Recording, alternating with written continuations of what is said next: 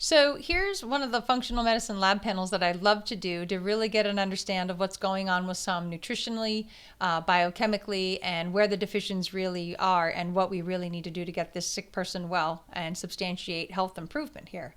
And I love to do a report here. It's called the ION. I kind of mouse over here. In the upper right-hand corner, that ION stands for Individual Optimal Nutritional Profile. So we're going to be taking a look at this particular patient's ION profile to find out where the problem areas are. Now, I like to read this report backwards, so we're going to start at the end here. And what it does here at the end, and why I start here, is it takes all of the nutritional deficiencies and puts them in the broad general category, so I can get an overview and an understanding better of what's going on biochemically in the patient. And what you'll see here is in the blue, there's some broad general categories. And the first one we have here is the amino acid insufficiency. So let's start with that one. And you will see here down, there's a line below here. So there's a red dot here, and down here there's a line. So the longer the red line, the more this is a problem. So you can see in the area of amino acids, this particular patient has absolutely no problem. And amino acids come from protein. So here's the error or mistake that a lot of people make in nutrition is they start taking things just in case or because they read an article online. So there is some justification with certain health situations that taking amino acids and or increasing your protein need will help. But even if this particular patient here had those health problems, just by obvious logic here, would it benefit this patient to take more amino acids? And the answer is no. What for? There's no problem there to begin with. How can taking more solve a problem that isn't even there to begin with? So it would be like going to the gas station and putting gas in your tank when the tank's already full. You're not going to do any extra benefit. So this is the error in people trying to do online and self-treatment when it comes to diet and health and their own nutritional needs. Now, where we see now down below where this patient does have a problem is in the area of essential fatty acids. Essential fatty acids are actually fats, and this is from good quality fish oils. This is from eating fish, butter, olive oil, etc. And you can see this patient is quite substantially deficient in certain types of essential fatty acids. Now, we're not going to get into the big, long, fancy words here. We're just going to be looking at the arrow so you can see. We'll talk about this in a little bit more detail, but this is where I then now take this information and understand what each of these levels mean, like where are the best sources and how would I nutritionally support these needs with the patient. So depending on which one of these words are high or low determines which nutritional supplement I will give.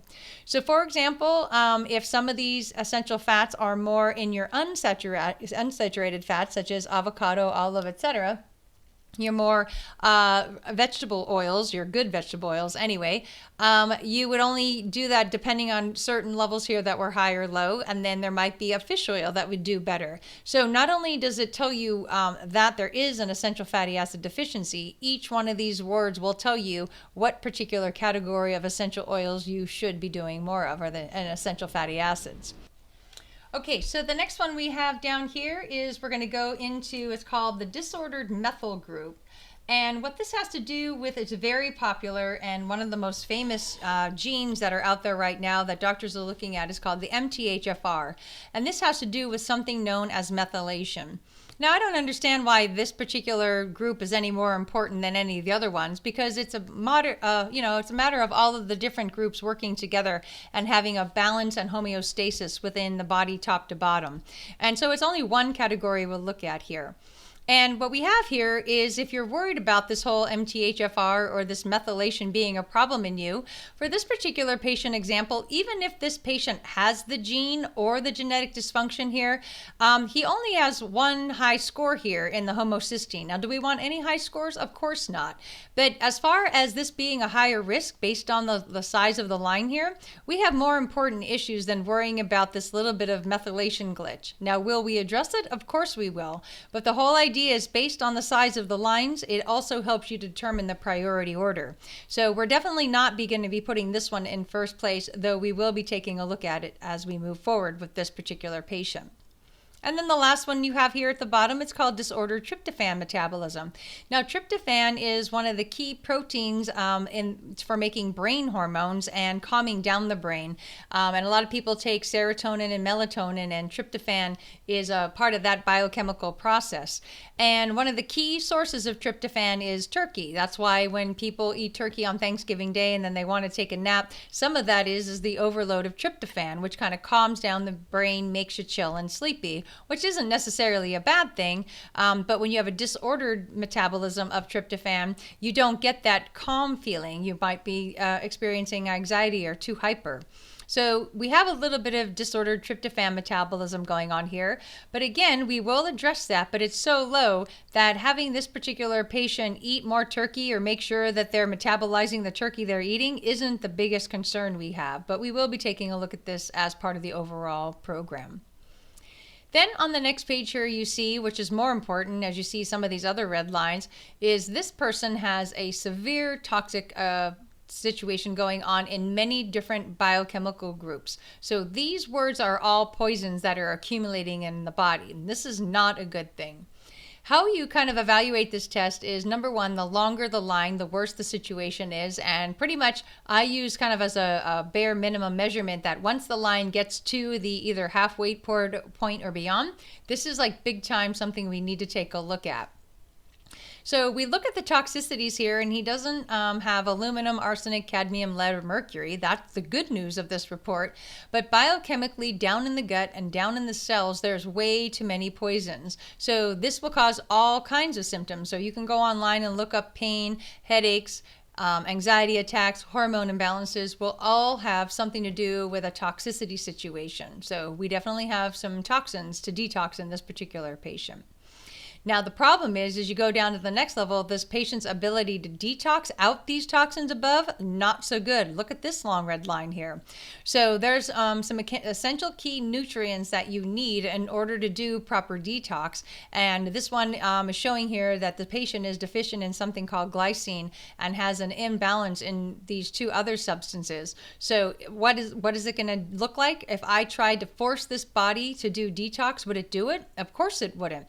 This also explains a lot of you watching along here that if you tried to do a detox protocol on your own, or you tried to do any one of those 21-day challenges, whether you saw it on social media or some of the educational videos on the other platforms, this is why it backfired and you didn't do well, you got sick or did worse, is because most likely you probably had a score similar to this. So you can only do detox in a body that is actually in the situation scenario and prepared to do this detox. Otherwise, the whole thing's going to backfire. So I would definitely not encourage this patient to be doing a 21-day detox. We do have to do detox for sure, but we have to do it at a gradient and in keeping with the correct biochemical pathways here to get this detox achieved.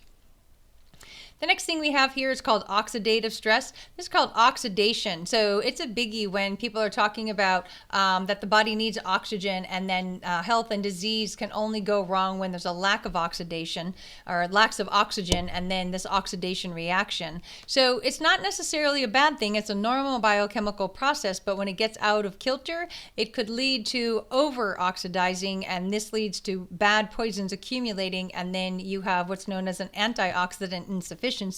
So what are we told to do is take antioxidant vitamins. So that would be like vitamin A, C, and E.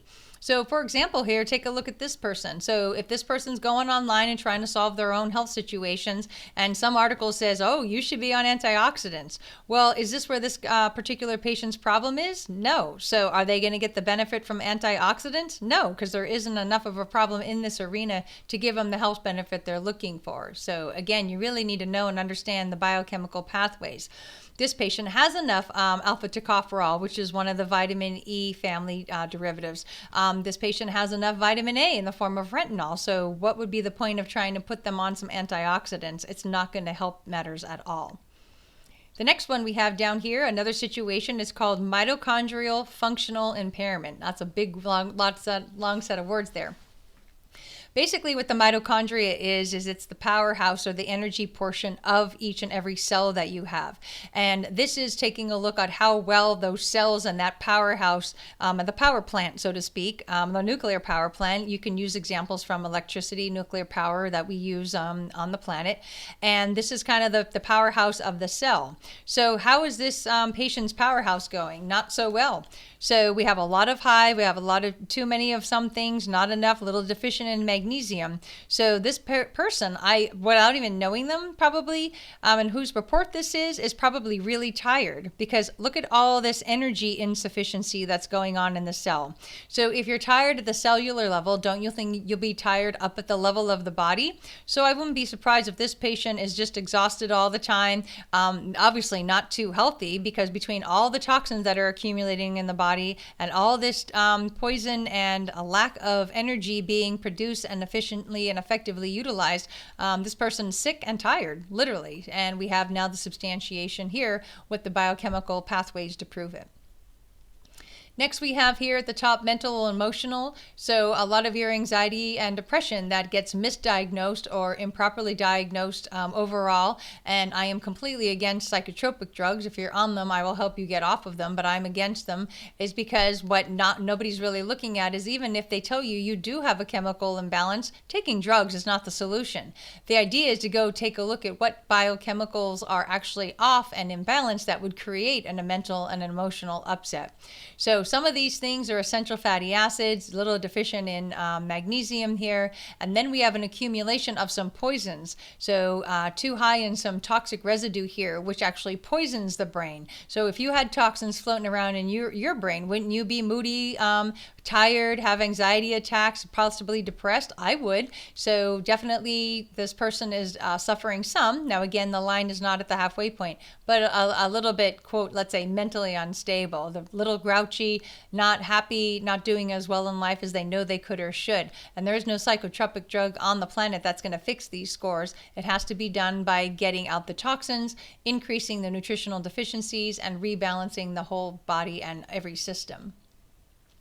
The next thing this patient has is also a severe overgrowth of the bad bacteria in the intestines. So these are gaseous poisons that once these bacteria start creating, not to be gross, but they give off their debris. So just like when we eat and then we go use the bathroom and we excrete via the bowel and the bladder the waste products. Well, these high arrows here are the waste products from bacteria. So they're in there having a party in this particular patient's gut. So yes, I would never diagnose nor label them with the SIBO, but I definitely see a bacterial overgrowth and a bacterial imbalance. So again, do I go the patient on medication? No. What we do is we improve the good bacteria, we change the gut flora, we find out what this patient is doing to feed the bacteria. It's actually the secret to handling any gut situation, is getting them to not feed the bad bacteria so they can have this party and they have all this waste product. So you can see by how long the line is, this is definitely something we're going to be focusing on with this particular patient. And they probably have gut upset as well, gas, bloating, indigestion, constipation, diarrhea, anything in the digestive tract, because the bacteria, as you can see, are just having a good old time in there. And this is not a good thing for the patient. And we'll got to get that handled. We see down below here, no yeast. So even though we do have a gut imbalance, this is where, again, going online, doing self-nutrition, people are, the articles say, maybe it's bacteria, maybe it's yeast. You should drink this, you should eat that, you should stop eating that, you should take this, you should take that. Well, how about we know what actual pathogens we're dealing with? Because some of the remedies you'll go online and learn about will handle yeast and not bacteria, and vice versa. So it would be a good idea to know what family and category you actually need to handle, and then take the proper nutrition and eat the proper foods to handle that. The last one here, digestion and absorption. So we take a look at how well you are digesting. So this particular patient is digesting very well, which is very encouraging. This means that if I actually give this patient supplements, they will break them down and utilize the nutrition. And then it also means that if I tell this patient to eat healthy foods, they're actually going to get the nutritional benefits from that food. So the higher this line, the less likely that any kind of dietary changes or nutritional supplements will work. That's why you listening in, or people people you might know have taken good quality supplements and or changed their diet and saw absolutely no change in their health profile. It could be that they didn't digest or absorb any of the nutrition. So definitely something to take a look at and seriously consider. And then the last category here of the overall general views from each and every organ and system, we have the cardiovascular system. So definitely a little bit of cardiovascular risk here. So again, not high, not too bad. But again, we don't want any cardiovascular risk, obviously, now and in the future. So we're going to be taking a look at why this patient's calcium is so high and the magnesium is so low. Homocysteine is a byproduct that normally in small quantities is not bad or dangerous to the body, but when it starts accumulating, starts damaging the blood vessels and your circulatory system, and then increases your risk for heart problems and cardiovascular disease. So we'll definitely be taking a look at what's going on in this particular patient's cardiovascular system. And again, we already substantiated from some of the other things we looked at here, fatigue. This patient is really tired, probably depressed, again, moody, based on what we saw with some of these other lab panel results and the categories we just talked about. And so this line is substantially high here. So this patient is tired, again, as we saw before, at the cellular level, and then also tired at the general body level. So this is one tired person who's pushing through life every day. And then a key one down here at the bottom, and for this particular patient, this is good news. It's called metabolic syndrome or syndrome X. It's actually one of the columns that I see the highest on most patients, and it's a very unfortunate finding. What it means is that you are not metabolizing insulin correctly, and you're basically what's probably known as insulin resistance, and you are looking at, I call it pre-diabetes. And the reason for this is that we are eating way too many carbohydrates as a population. Now, everybody panics or accuses me of doing fad diets, keto, paleo, etc. And I am not about fad diets. I am about proper carbohydrate intake. And how many carbohydrates should you eat determines based on this score here. So the higher the score, the less carbohydrates I encourage you to eat. Now, does that mean I'm putting you on a keto diet? No, it means I'm putting you on the correct amount of carbohydrates for your metabolic system to reduce your risk of metabolic syndrome. So maybe that's 100 carbohydrates, maybe it's 50 carbohydrates, maybe it's 20 carbohydrates. And when you get that low, people try and give you labels like, oh, that's a keto diet. I'm like, no, it's not. It's the proper metabolic pathway diet for this particular patient. And it's not keto. It's just the right amount of carbohydrates. So definitely, I love looking at this one because I can predict the future with this one. So the longer this red line, the more I know in the future you will absolutely get a diagnosis of diabetes. And based on how long the line is, I can also almost predict it to the exact date, or at least within the month for sure. So these are the beautiful kind of insights that you get with doing these functional lab tests.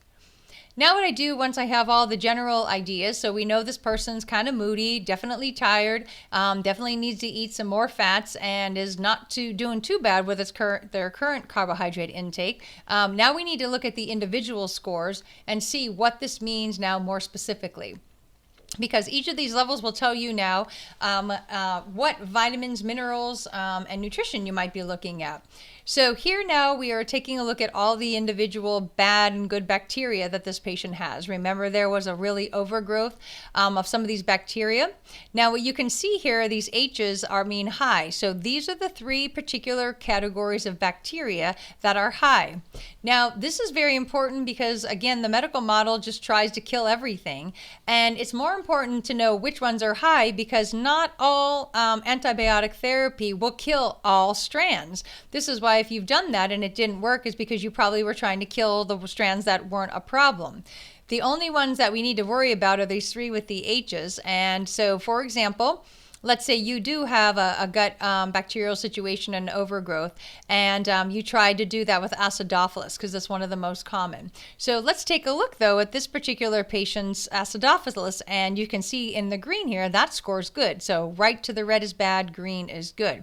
So if this patient had gut problems, which they definitely do, and they were experiencing gas, bloating, indigestion, and they go online and read, oh, you need to eat yogurt or you need to take acidophilus. Seeing this particular chart, is that acidophilus going to help this patient at all? No, because the green one is good. The body's saying we have plenty of acidophilus here.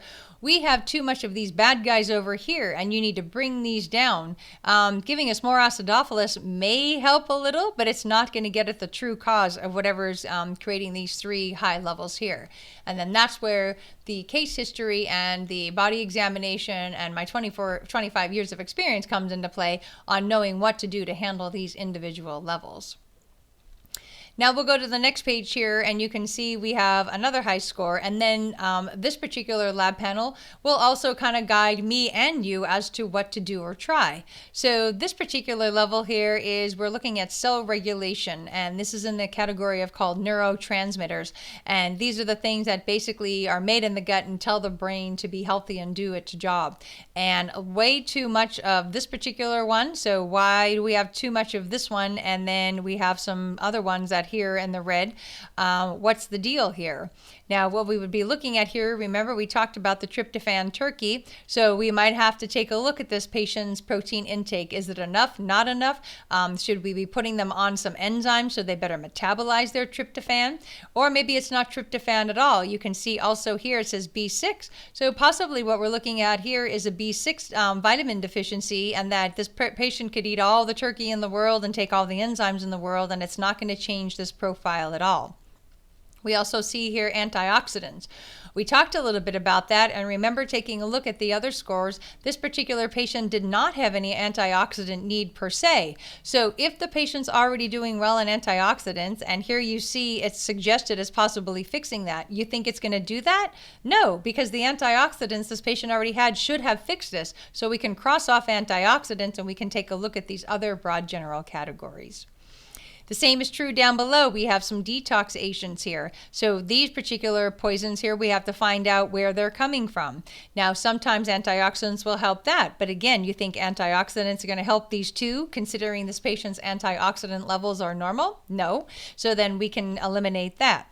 The Mg here stands for magnesium. Now, we did see a magnesium deficiency, so we might consider trying magnesium. And then there's some other things here. ARG stands for a very important kidney enzyme. So I'm thinking most likely that's where we're headed, is that part of this is due to a kidney toxicity. So I can't prove that from just this one page on the lab panel. This is, again, why the case history and my body examination comes into play, is I don't use any one finding or set of data to determine the exact protocol. But I do know that I have a toxicity situation going on here, and I have a suspicion that it might be kidney related. We definitely know we have a gut flora issue, so I know the small intestines are guilty by association for no other reason based on that bad score we just looked at.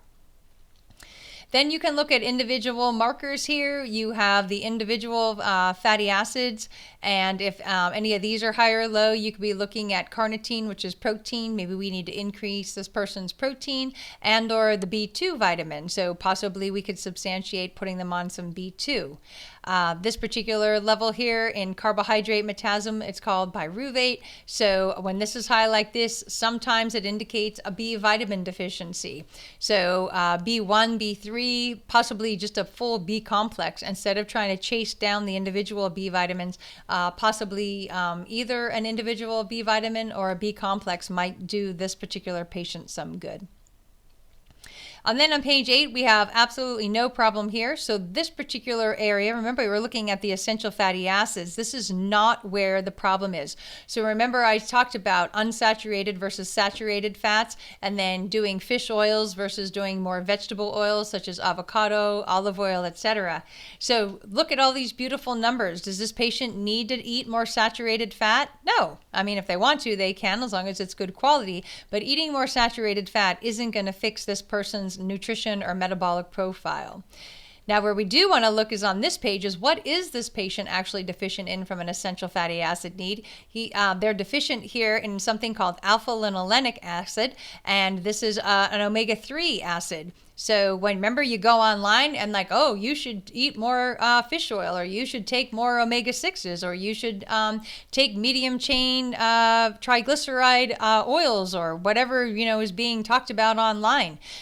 Now that you see this report, is that going to help this patient? Probably not. We need to go and sort out what's going on specifically in these very specific omega-3s right here. And then also down at the bottom, these two particular monounsaturated. So we are definitely looking more at the vegetable oils and, doing flaxseed, etc.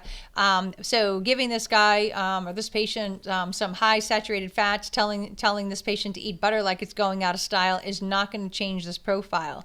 So not only knowing that you're not eating enough good fats, you have to figure out which ones they are in particular. Then on this particular page, looking pretty good. So as far as coenzyme Q10, I hear a lot of people say, I take CoQ10. And what I really want to look at and say is, why? Do you have any substantiation you need it? No, I read online that CoQ10 is good for the heart, and I have a history of heart problems in my family. I'm like, and if this is what this patient was telling me, I'm like, well, great, it might be in your family, but do you look here? It's not in you. So you're just wasting your money taking CoQ10 because you're not at any cardiovascular risk as far as CoQ10 is concerned in the first place. So again, the gas tank's already full, so how could be taking more or putting more fuel in the tank make anything any better? You don't have a problem to begin with. Now, where we do have a little bit of a problem, and this patient made bare normal here, is the little bit of the vitamin D. So again, I have people who are taking vitamin D blindly. Well, my doctor said, well, okay, well, did your doctor do any kind of lab panels to substantiate that? Maybe they did, maybe they didn't. So this patient is borderline, so I'd be taking a look at one of the things, now not the most important thing, but as time moves on, I would definitely be taking a look at considering doing some vitamin D support. Now we look on this page, everything's looking pretty good here. The electrolytes and the basic vitamins, minerals here, potassium, magnesium. Magnesium a little bit low, calcium a little bit actually too high, but that's okay. And then what's more important sometimes is the ratios of these things. And so again, if this person was just blindly taking a mineral product and or an electrolyte product, I would be like, why? You don't have a problem. What would be the point of doing that? So it's better to take a look at the individual items. Possibly some magnesium. We saw that on the general categories, a little low here. But again, we have more important things to worry about than whether magnesium is going to really save the day or not. And then very importantly, again, we talked about the toxic elements. So this lab panel also does aluminum, arsenic, cadmium, lead, and mercury. I love it for that. Now, even though these are in normal levels, they're acceptable. I'm not liking this cadmium. So that's a little bit too high for my liking. And then the next question, everybody's gonna be like, well, where do I get cadmium from? Well, the most common source of cadmium that we use is batteries. So if this person possibly owned a battery factory or did something with batteries, then I would probably be looking at that being the number one source. But the second most common source that usually when I see it on a lab panel here is cigarettes. So I'm assuming this person either used to smoke or does smoke. And one of the poisons that they use in the tobacco and in the paper that they use to wrap the tobacco is there's some cadmium in there. So I'm guessing this cadmium toxicity is coming from smoking. If this patient is not a smoker, then the third most common source, well, there's two actually, is air and water. So either this patient is breathing it in from some poisons in their home, whether it be in the drywall, their air conditioning unit, and or they're drinking tap water. So if any of you are out there watching this report are actually still drinking tap water, here is your wake-up call, is like, do not ever drink tap water ever again. There is so much toxic waste and residue, no matter what your local water supply facility is telling you. I would never drink tap water, so stop that immediately. And then here we have the amino acids. So definitely, like we saw, this patient is not deficient in amino acids, and some of them is actually really high. Not necessarily a bad thing, but we just definitely don't need any more of these amino acids. That's for darn sure. And then we talked a little bit about the tryptophan. Again, the turkey, does this patient need to do more tryptophan? We saw this patient was a little moody, and do we need to do amino acids? Do we need to put the patient on enzymes? Maybe it's not a matter of that they need to eat more, but we need to make sure they have enough enzymes to break it down. So these are the things I would be looking at. And then here we have a little bit of dysfunction. We talked about this toxicity came up under the toxins, the broad general categories. And this is the one I had suspicion of. If you remember, I said kidney toxicity. So arginine, really high, need to be broken down by enzymes in the kidneys and then kind of excreted out to the bladder, out into the urine, into the toilet, of course. So this high arginine tells me there is definitely some kidney backup or toxicity here. So I was right on that. Didn't know that till I saw the rest of the report. But again, this is where looking at this report, in addition to having the patient's full case history and doing the body examination, that's how I can be so certain once I put that all together. So I had a hunch it was kidney, and here it turns out to be substantiated on this particular page. And then we have just some broad general categories here. So again, the vitamin B6 status markers. So would we get any benefit of putting this person on B6? No. So remember, going online, reading that, oh, maybe my pain is due to a vitamin B6 deficiency. Well, unless you have some of these specific markers, if you have pain or headaches or moody or anxiety, it's definitely not going to help by doing B6 because you already have plenty in your system. And then we can take a look at the vascular function. We talked about that, and some of these other levels we have already covered. And then the last one here, actually the first page, remember we read it backwards, is we definitely have a little bit of a problem in some 2 amino acids being too high. Again, we're going to have to take a look. Arginine being too high is definitely a problem. I have to take a look. This histidine is usually a problem being that high as well. So do I have a metabolic breakdown in the kidneys? Possibly. We talked about that. Do I have a lack of metabolism in the small intestine due to that overgrowth of the gut flora? That could also be contributing to the lack of breakdown. And or do I have a toxicity situation? We saw enough to substantiate that. Or do I have an enzyme need here? So it could be one or several of those things. And that's again where the rest of my analysis comes in. It's why I don't ever do one lab panel, because one lab panel only tells you one part of the story. It's why I also don't primarily only rely on the functional medicine lab panels. A lot of practitioners do that as well. There's 3 key components. One is definitely doing a full case history with the patient to get to know them and their history and their family history. 2, doing a thorough body analysis and examination to get the story from the body and the body parts.